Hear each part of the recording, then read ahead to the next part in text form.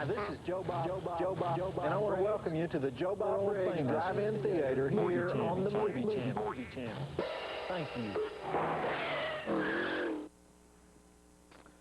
Well, before I tell you about our movie tonight, Sensations is the name of it. It's a stinkeroo, I might as well admit that. I need to get something off my chest about this NCAA dealie called Prop 42 that they've been talking about. You know, this is the part of the year when it's every American's God-given right to watch 8 college basketball games a day on ESPN if he wants to. And now our whole lifestyle is threatened because a few dingbats think that we should require basketball players to start passing their SATs before they get in college. I'm steamed about it. As it stands right now, my little nephew Wilbur could get into college as long as he could hit an 18-foot jump shot. And Wilbur can't even write his name. Shoot, Wilbur can't even pronounce his name. Now, I know there are good, strong arguments that Wilbur should go to college anyway. Like people say, well, see, Wilbur's just different. He has intelligence. It's just not ordinary intelligence. Like he can throw an alley-oop pass. Not everybody can throw an alley-oop pass. I mean, what difference does it make that he can't do short division yet?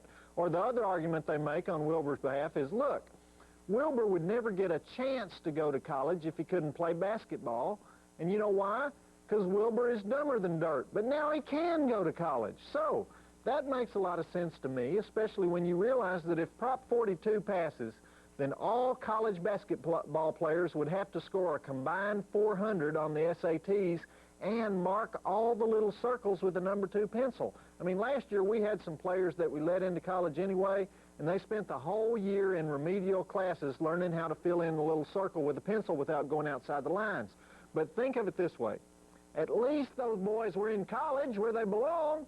You know, one thing we started doing in Texas last year was we made all the high school seniors read Animal Farm. You know, that book that's about 30 pages long? And then we'd ask them questions about it like, when the pig starts talking, what is that? A, exaggeration. B, satire. C, a successful genetic crossbreeding program at Purdue University. Or D, stupid. So the correct answer for the talking pig question, of course, is D. It's stupid. But you'd be surprised how many future scholar athletes answer C. Because, see, they believe that Animal Farm is an important book, and so it must have important stuff in it. I mean, these scholar athletes are the only ones for the past 20 years who can't seem to figure out that the book Animal Farm stinks. It's horrible. Of course, there's always one more argument used to say that good basketball players ought to go to college no matter what. And it's that if they go to college, it will help their self-esteem. Of course, the players we got here in Texas don't think there's anything else to do in college except play basketball, so I'd say their self-esteem is just fine. So I think we ought to compromise on this deal. I think that every future basketball player who attends an NCAA school should have to be able to, 1, operate a speaking spell, and 2, work the TV remote control, even if the TV is equipped for cable and has the full 83 channels on it. So I think this is the least we can expect of our future national role models, and I think that's the minimum standard we can expect. And speaking of role models, the theme of our movie tonight is Hookers Have Feelings Too. And it's a love story about a girl hooker and a boy hooker who meet on the streets of New York and hate each other's guts because each one thinks the other one is a whore. Which is true. The other one is a whore, but we're supposed to think they're not really whores.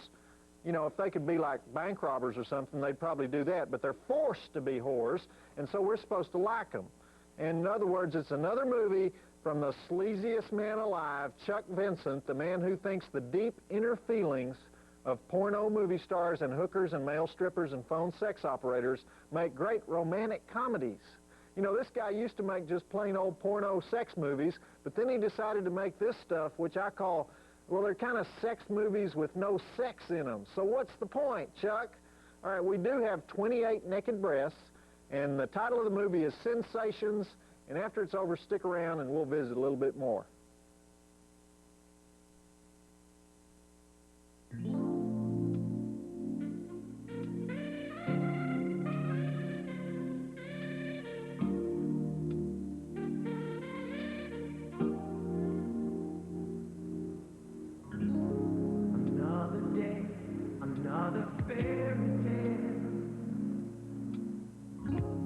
In a town where even love's not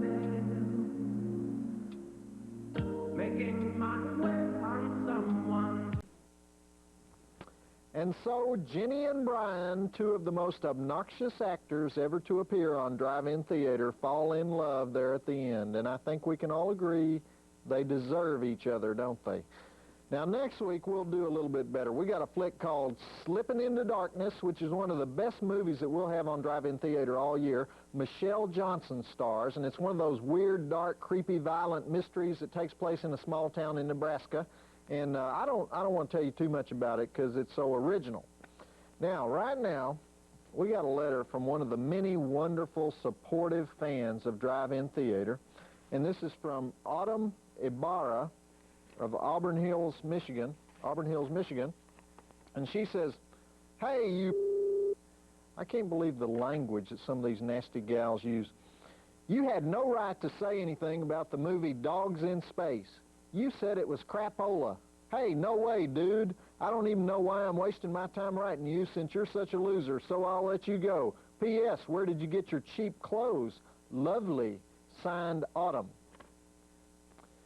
Okay, well, that's one vote for Dogs in Space and 97,000 votes against it. That's that movie where this Australian punk band wanders around the house all day doing drugs and ripping stuff out of the walls and burning furniture out in the middle of the street. You know, hey, maybe I'm wrong. Maybe I missed something.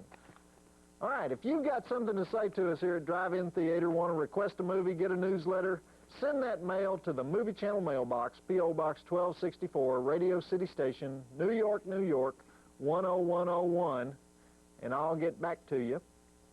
And I want to say hi to the people in Suffolk County out on Long Island who listen to Morgan and Matt on WRCN 103.9. That's the radio station that I am on out there. And I also want to mention that the Joe Bob Briggs World Tour will be in El Paso on Thursday night at the McGoffin Auditorium on the UTEP campus. And then on the 13th, I'll be in Houston. And is that it? I mean, I wish we had 3 or 4 more things to plug, but I think we've plugged enough stuff for one night. This is Joe Bob Briggs reminding you that the drive-in will never die. Word from Hollywood is it's heating up on the set of Godfather 3 in Rome. Insiders say the budget is skyrocketing and may soon hit the $50 million mark. Perhaps that's why a Paramount executive has flown to Italy for an on-site inspection of Francis Coppola's epic.